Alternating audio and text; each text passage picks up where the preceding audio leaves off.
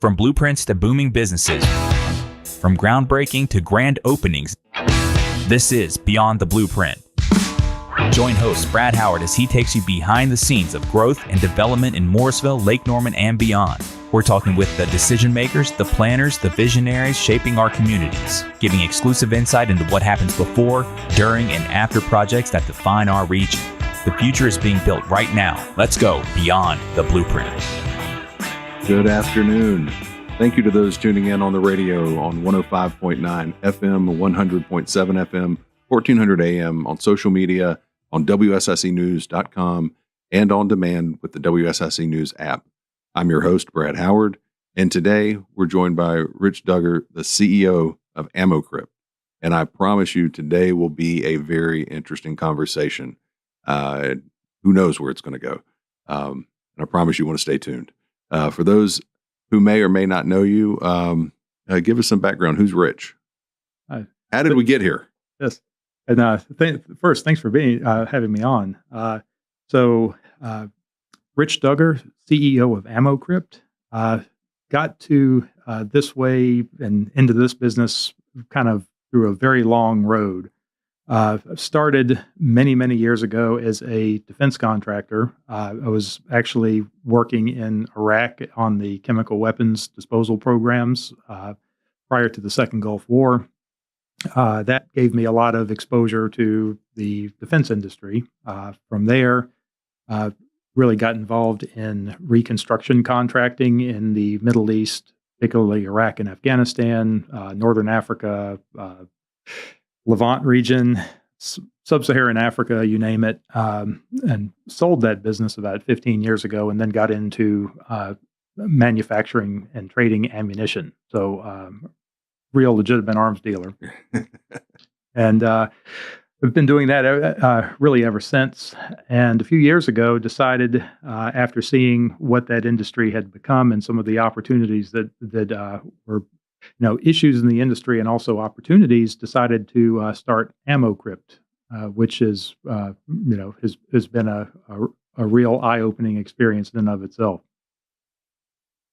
And it has, and we've been talking through that journey, and I've kind of seen how you evolved that concept, absolutely, and everything else, and so many others. I know we'll come into stories and more on AmmoCrypt, but on the background before we jump off of that, any stories, anything that would be interesting to share? Well, yeah, there are lots of great stories. I mean, it's one of those industries where sometimes the truth is more interesting and stranger than the fiction. That said, it's a lot of it's very regulatory intensive. So there's a lot of things when you see on television are made up or at least dramatized. But right. There definitely are situations where you find yourself in something that feels like it's out of a movie, and so honestly, so many of those, almost too many to share. But certainly have met the leaders of just about every country in the Middle East at various times. Actually met Saddam Hussein in person years ago. That's probably one of the more interesting ones. King of Saudi Arabia, Crown Prince of Saudi Arabia, you name it. So certainly had lots of exposure to the world leaders being in that industry. Yeah, and one interesting thing is when you call Rich, you never know where he's going to be. Yeah, so I've called you, and you were on the other side of the world a few weeks ago. Absolutely. So let's we'll jump in. Maybe we'll come back to some of those stories a little bit later on, but let's focus on AmmoCrypt and cryptocurrency, and how in the world did you go from being in the arms business to a cryptocurrency backed solution? I'm still learning this, and actually learned a lot from you on the white paper that you put out, but I'm still learning crypto. Yeah. Well, it started a long time ago. I would say I first had exposure to crypto probably over about 12 years ago, and it was early in the days of the Bitcoin. And at that particular time, the industry was, wasn't even really an industry. It was just a lot of hobbyists and enthusiasts who had kind of a a vision for the future that I'm not sure it was really in line with mainstream economic theory or anything like that. But they had some good ideas, and it was took on a bit of a life of its own, and then attracted, I think, some people that wanted to see it grow and become more mainstream. And then obviously it's been through a lot of growing pains and also growing successes.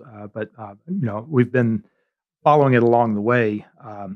What we saw and what really started to get interesting to us was probably about 5 years ago, when what we call smart contract technology really started to take off. Where what is smart contract well, technology?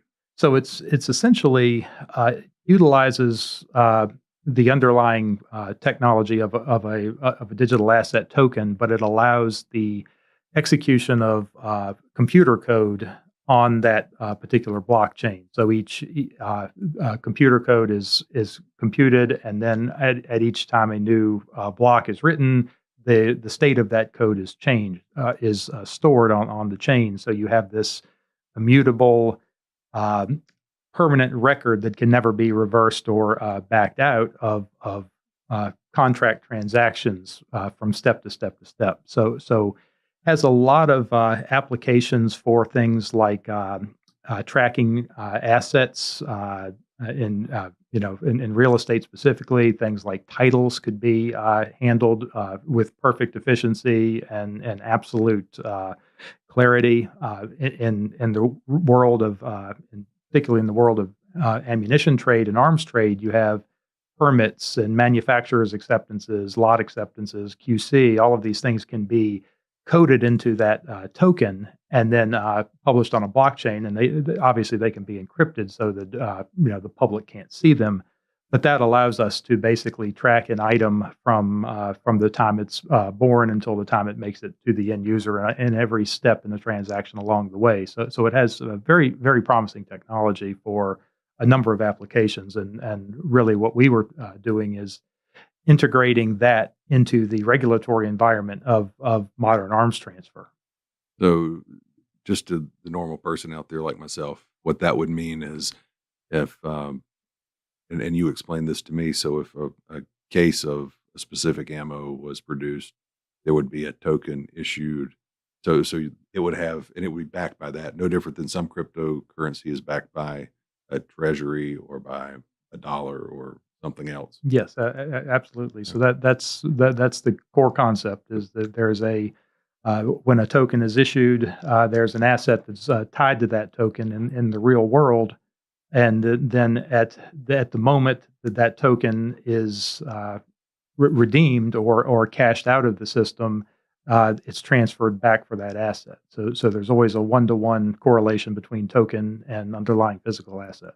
Okay, and we'll go into a little more detail when we get back from the break, but explain to us more about what that means on tokenizing the ammunition, and then we have about 30 seconds till we go to the break. Okay, absolutely. Well, it really at the core, it allows the asset to be used in a number of different ways, and we'll get into it after the break. But it really opens up the asset and allows it to be thought of in a completely different way than the way many people think of ammunition and all sorts of different assets. So it really allows the next steps, if you would, of financial independence and user-defined finance, essentially.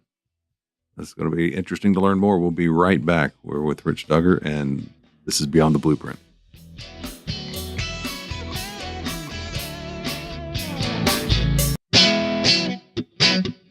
And we're back. I'm Brad Howard. This is Beyond the Blueprint, and we have Rich Duggar on the phone, and we have been talking about AmmoCrypt and arms dealing and all sorts of things. So we're going to continue the story here. Before the break, we were talking about the tokenization. So the question for Rich is, what are the benefits of tokenization, and what does that mean? Thanks, Brad. And so tokenization essentially separates the physical possession of the asset from physical ownership of the asset. So essentially, what you're able to do, you have a a token which represents digital ownership of an asset, and that token can be subdivided. It can be pledged for example, collateral for particular loans, things like that. And of course, this is all having to do in the digital asset space. I mean, commercial banks aren't quite at the point yet where they're accepting tokens as collateral for car loans and things. But the future is on its way. Right. These things. Just a short year ago, these were still not even close to mainstream, and now you've got the biggest names in Wall Street lining up to invest in this. Absolutely. So just imagine a world where physical assets that you own or people own could be put onto a chain, used as collateral, bought and sold, sometimes in fractional terms. So if you have and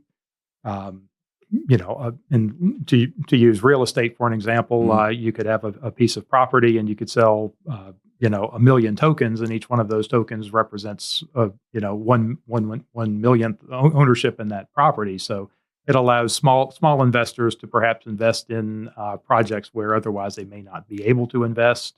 Just many things like that. So the same platform that you were using for ammunition could be used for real estate or anything else. The underlying technology is the same. Obviously, the way you market it, the way you package it, and the underlying and the asset that's tied to is different, and each asset has its own rules and regulations associated with it, obviously. But yes, the underlying technology is essentially the same. Interesting. So back to the way that yours is set up. In theory, if I owned 10 tokens or whatever, and each token will be tied to a case of ammo or to a pallet of ammo, or how does that work? The system itself is designed that each token is an actual individual round of ammunition. Oh, it's a round. Yes. Okay. Yep. And we do have some capability of what we call wrapping those tokens. So we can create essentially a wrapped token that would have many tokens inside of it, and that allows larger block sales and trades to occur more for wholesale or larger investors. But in general, the underlying token is one round per token. Okay, so that's interesting. So each round of ammunition has that. So would AmmoCrypt address price gouging, transparency? How does what you're talking about impact tracking the ammunition that's out there? So in short, yes, it does. I mean, at the end of the day, what we're doing is we're creating a marketplace that where actual buyers and sellers are able to transact and ultimately take real physical asset delivery based upon real transfers taking place of the tokens. So essentially, what we're doing is we're creating a real marketplace as opposed to what exists today in many respects is a controlled marketplace where supply is restrained and in an attempt to keep prices inflated. So we're really what we're creating is the exact opposite of that. So we feel very strongly that ultimately our system will prevent price gouging and hoarding and these things that occur quite often actually in the small arms industry here and abroad. Okay, so they could have their token and they could call it at any time and have the ammo delivered wherever it needed to go. Absolutely. Love it. So are there any regulatory or compliance hurdles that are slowing you down? Or so we've really focused on those from the beginning. Okay. What obviously you can't get very far this day without regulations, but we're really working with two separate sets of regulations. You've got the what I would call the firearms transfer regulations, which fortunately to us, we've been in the space so long, we know those regulations quite well, and that's in many regards the key strength, I think, of our team is being able to apply those to blockchain and smart contract technology. The other set of regulations, obviously, is the financial regulations that are certainly evolving and affect crypto in general, digital assets, all of these things like we just spoke about perhaps using as collateral, and all of this, all is the financial landscape, and that's still evolving quickly, but certainly is a completely separate set of regulatory issues which we are addressing, in parallel to the firearms. Interesting. So what are the uses on B2B, B2C, and what do you see as the growth potential in the markets? Yeah. So early on, we've had very good interest from the B2C community. At the end of the day, we see the platform being ultimately consumer oriented and designed really for smaller players who are perhaps concerned about being able to have access to ammunition at reasonable prices at times of scarcity. So people are certainly interested in that from the consumer side. We've also had a lot of interest from manufacturers and the supply side, more so because this gives them really it does several things. Honestly, it gives them direct to consumer access, which is something that every manufacturer ultimately wants. It gives them a very transparent marketplace and when I say that, for example, they can see how many tokens are circulating. So it gives them a reason not to perhaps flood the market or oversell, just like any other marketplace. You have supply and demand, depth of market, and all of these other indicators that exist, and both sides can see that and make smart decisions based upon what the market's telling them and the action in the market at any time. So manufacturers have a lot of interest in that. That makes a lot of sense, which opens another question is, are there any process or what are the processes in place to prevent bad actors from getting in this world? So the system itself, we have very extensive KYC, which is know your customer onboarding procedures. Mm-hmm. Certainly much more so than say purchasing ammunition at a local retailer.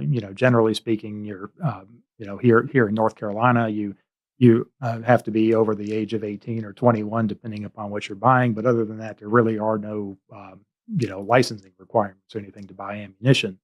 But in this particular case, we are tracking. We collect user data. We know the address, the name. We do a KYC screening similar to what an onboarding process would be for a digital assets company. Mm. So we know who's in the system. We know, whether or not they're. We don't do a criminal background check, but that's not required. Would not be something we would normally do. But one thing that we do is check against nationality sanction screening, so we don't have bad actors, North Koreans and people like that buying ammunition on the platform. Gotcha. So, are there any impacts? On the next step down, is there any impacts on suppliers, manufacturers, distributors, retailers? Yes. So anyone who's accessing the system at the higher levels, which would be our industry partners, they're all completely vetted and checked prior to them being able to participate in the ecosystem as well. So it's both a KYC and a KYB system that we operate. Okay. One more question here. Summarize the AmmoCrypt, because we're going to take a break in about a minute, and I want to come back and we're going to talk about some good stories. So, all right. 1 minute and 30 seconds to summarize. Okay. Well, yes. So really, we're just as a business here based in the Lake Norman area. We've been at this now about 3 years. We're in the process of bringing it to market within, I'd say, tokens would be available to the public within the next 4 to 6 months. We are doing some beta testing now and working through the system. So yeah, we're excited, and it's exciting times for us. I'm excited to learn more. I know I've read the white paper, and I know enough to be dangerous, but yeah, just really, really interesting. And I know that there's potential uses we talked about before for real estate. Um, and as we continue forward, we'll dive into that. So Yeah, definitely happy to do real estate at some point too. So I'm Brad Howard. It's Beyond the Blueprint, and we will be right back.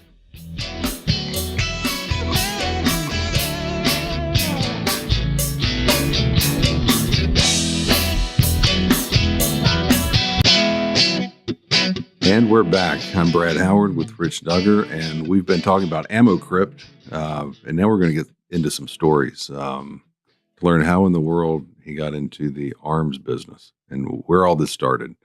So I guess to figure out where it started is you grew up in D.C., right? I did, yes. So what was it like growing up in Washington and you're second generation in this business? Yes. DC's changed a lot over the years.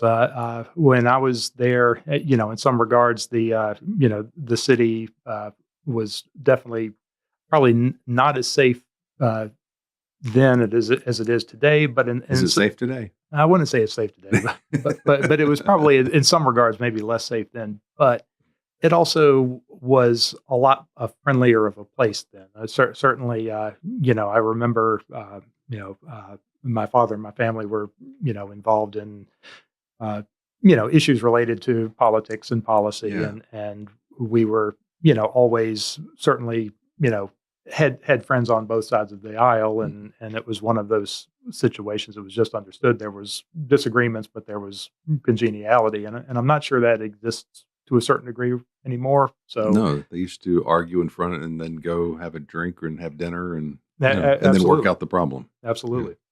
Now it's so polarizing. So it's, I understand it's a lot different. Mm-hmm. So we had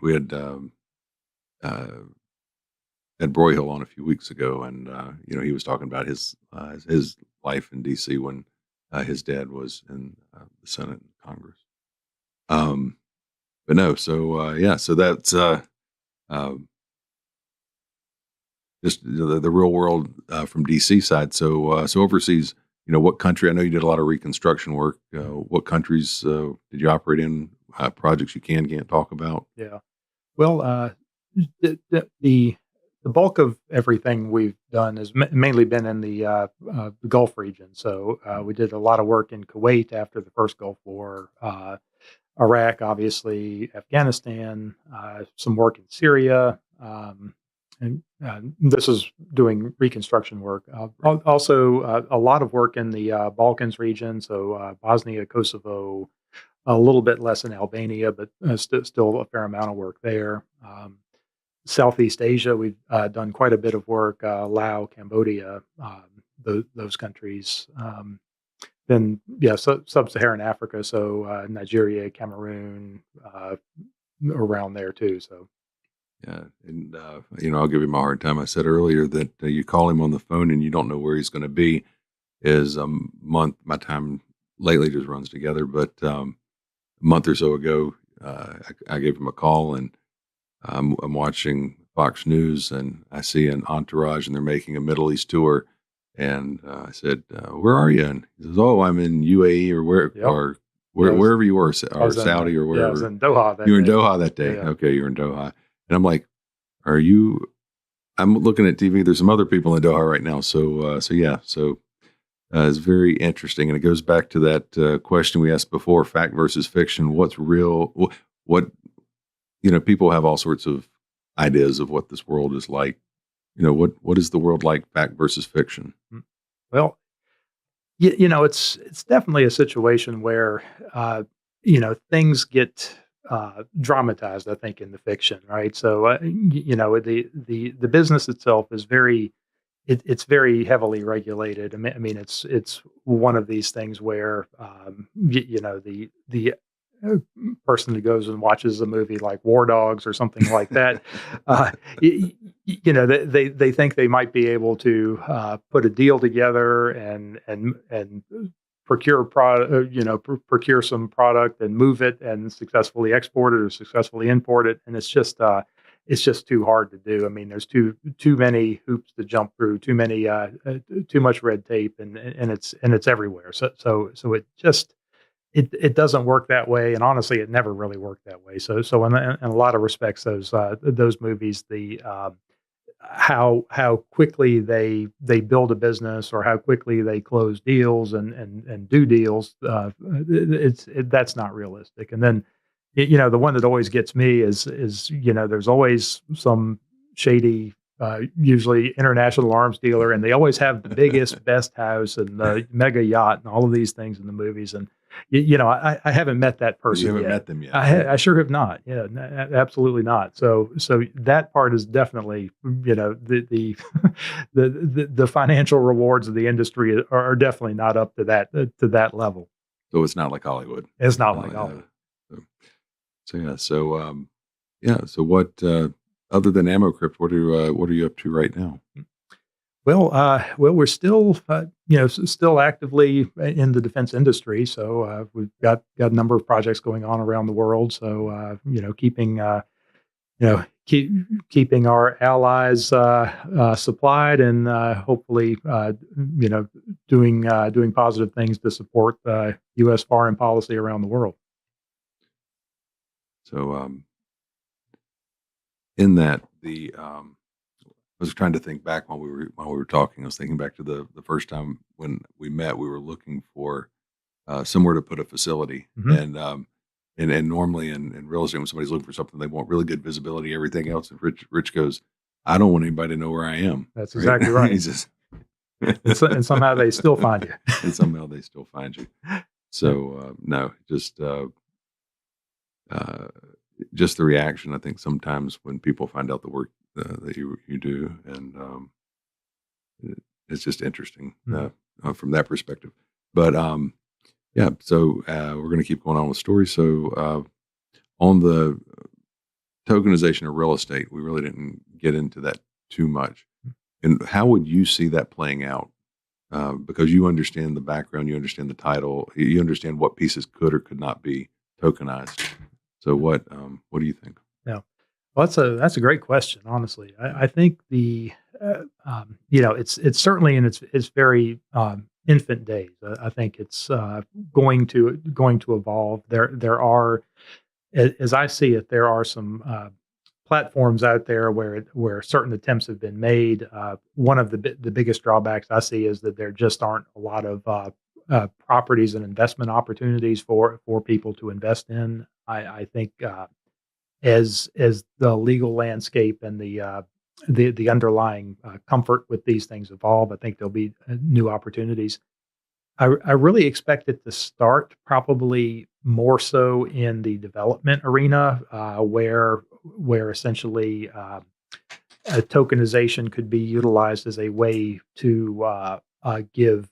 I think it'll be accredited in larger investors for the most part, rather than retail general public investors. But I think within the next few years there will be opportunities for accredited investors to invest in larger development projects through tokenization, and that will open up a lot of capital access opportunities to developers for all sorts of projects. Honestly. I just find it so fascinating, and I definitely believe that's where we're heading, because every time I turn around, there's something new, and I think that the new administration is very open to tokenization and digital assets. Yeah, absolutely, and it's really one of these things where they're pragmatic, and they are understanding that they're not approaching it from fear or what could go wrong, but they're approaching it from, okay, let's accept what could go wrong, or at least identify what could go wrong, and then but let's balance that with the value it brings to the potentially to the marketplace. and really there's a tremendous amount of value. There's a tremendous amount of unmet need with the current financial market. I mean, and, in many respects, the U.S. is still the most efficient financial market by far in the world, but it still has its shortcomings and gaps, and we see them all the time. So here's an interesting topic: tariffs. How does that impact you? That's a great question. It's a big discussion point right now. Yeah. So far, I would say it's been a slight net positive for us. Obviously we're primarily an exporter. We do, compete in some regards with foreign producers. I think from our perspective, the growth and the strength of the American industrial base and the American manufacturing base is something that I think will play to our strengths long term. So that part's very positive for us, I think. Very good. Well, this is Brad Howard. We're going to take a break with Rich Duggar, and we will be right back.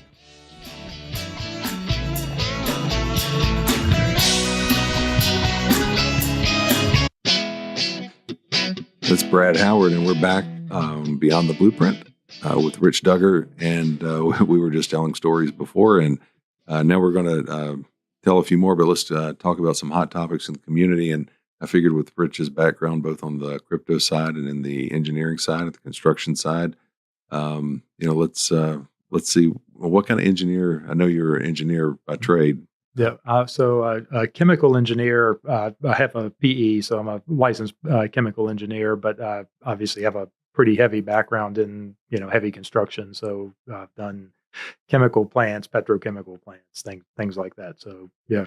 The small stuff. The small stuff. Okay. So, and he's being modest too. I think one of the times that we were talking at the break, one of the times when we first met, I walked in and he had these screens up and he had these robotic arms that you see in the movies, and it's just computer code everywhere. And I'm like, what are you doing? He's like, oh, I'm just writing code. So, tell us your background. I mean, it goes from one end of the spectrum to the other. So explain, how did you get into all this? I mean, we've been talking about ammunition, but the other stuff. Mm-hmm. Yeah. Well, almost by necessity, when we were involved in the overseas construction, large scale infrastructure projects, sometimes you're in a tough location and you can't exactly call for service. So and you're living in a sea container, maybe in a place where they're shooting at you. So you start learning how to program the robots and the automation systems. And so I run for our plant here. I was doing some coding. I think I remember that time. Yeah, I was tweaking some of the robotic programming on one of our machines. So it's just you never know where Rich is going to go. So on other hot topics in the community, and you being an engineer and in crypto, data centers. Oh, where's your position? What all the people out there have one side or the other on this? Yeah, it's a hot topic, that's for sure. Well, I mean, in general, when I see something like that, I mean, obviously, the bottom line is it's the future. I mean, it's going to be here or it's going to be somewhere else.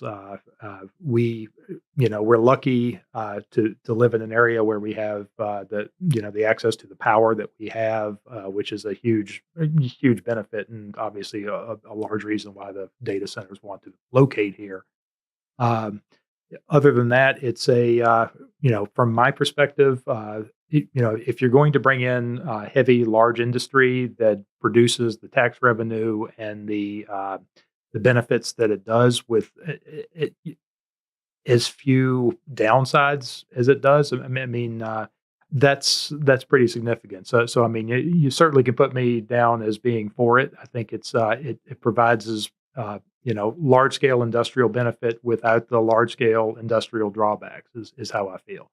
Okay, so no impact on schools, no impact or minimal. Minimal. I mean, you'll have obviously during construction there'll be some things like that, but afterwards, they're not huge employers. I mean, they're relatively They draw a lot of power, but beyond the fence line, so to speak. I mean, you're not going to have noise issues and things like that for the most part. You're not dealing with hazardous chemicals or rail car spills or things like that you would if you had a oil refinery, for example, or something like that. I mean, and it produces a lot of tax revenue. So that's for strained budgets and growing communities. That's important.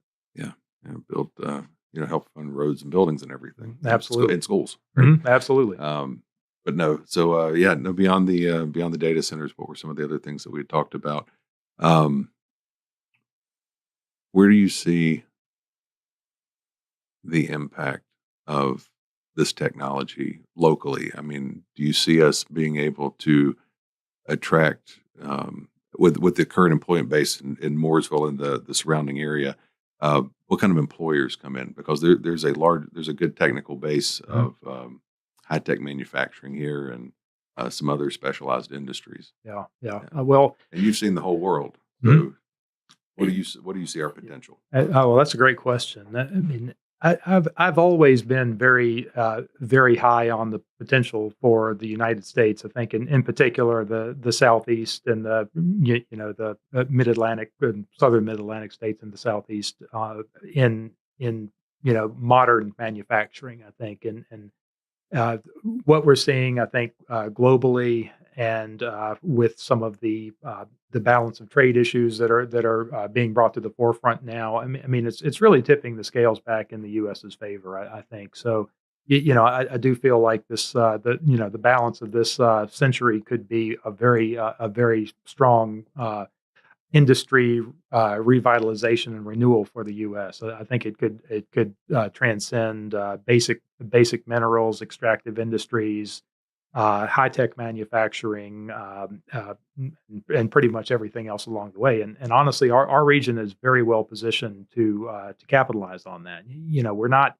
We're not doing the old smokestack, town factories of the turn of the century of the 1900s and things. It's manufacturing these days is much more modern, done with a lot more automation, custom manufacturing, all of these things. I think our area is very well set up for that.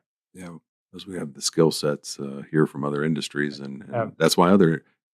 You start with motorsports. Motorsports brings medical devices, brings, DoD groups, and and then the more folks that they have with different skills, and on the trade world, the more people locate and compete for their time. Absolutely, it's just it's like a coral reef. You just have to. It starts, and then the whole ecosystem just evolves and grows with it, and we have a lot to offer, and certainly I think the automotive industry, racing and NASCAR was a very foundational thing for the region, going back many years, and it brought that level of technology to the area, which prior to that probably would have been before my time, but probably Detroit or the upper Midwest or those areas, and the racing technology and the more advanced manufacturing that evolved in the Southeast is a lot of it started with NASCAR. Yeah, and I think it was it last 2 weeks ago we had a guest on the show that was talking about the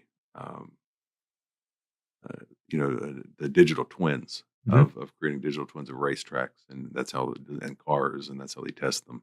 So Fascinating. Yeah. So in your world and everything, I see this area becoming a technology manufacturing hub. For the Mid Atlantic East Coast. Yeah. We're right outside Charlotte, a large financial center. Great quality of life. We have a lot to offer. I think certainly, and the growth we're seeing really is the proof in the pudding there. I mean, people don't migrate in mass to areas that number one aren't nice, or number two there's no opportunity. So the fact that we're seeing growth it tells us that we're doing a lot of things right as a community. Right. So, the more growth you see, the more businesses relocate, and we become, we just have to do it, with purpose, and we have to do it you have to do it with thought. Absolutely. Just don't let it happen. Because we've seen mistakes that have been made before. We see mistakes that other people made. We just need to have open dialogue and communicate between the towns and the counties and the state. And so we keep it this way, and people don't bring their problems with them when they come. So that's right. Always, when people come to a new area looking for a new start and they want to do things the way they did it from the area they left, it's always a questionable set of decisions. Right. So you weren't happy where you were, so let's come here, but you want to do it the way you were. I see that. So So what other things are you working on now? Or Well, I will. I've got one thing in the pipeline right now, which is a couple months out, and we'll definitely we'll have to have another conversation about that. We'll do that then. I keep digging. I was trying. Yeah. No.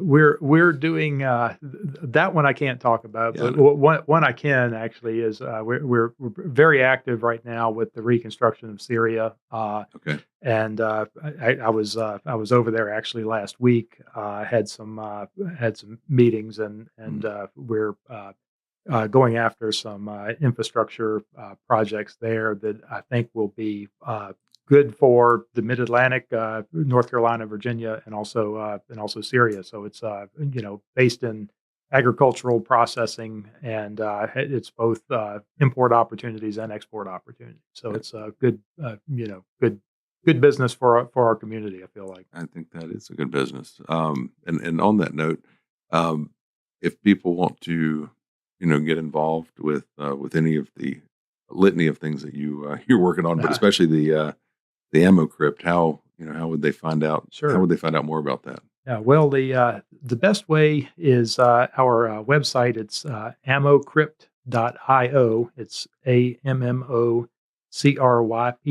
So ammo and crypt like crypto.io, not .com. So there we have a little bit of a description of the project and where we are. We're not yet selling tokens, so we're still in beta. So it gives you the opportunity to sign up and get the newsletter and stuff. And we don't we don't spam or anything else. We only send out emails when it's important. But if you have interest and want to follow the project, please go there and sign up, and we'll keep you posted and give you some notice when we are through all of the hoops to bring these to the public. Very good. Well, I just want to thank you for coming on the show today. And my name is Brad Howard, and this is Beyond the Blueprint, and we will see you next Friday at 3. All right. Thank you, Brad. Thank you.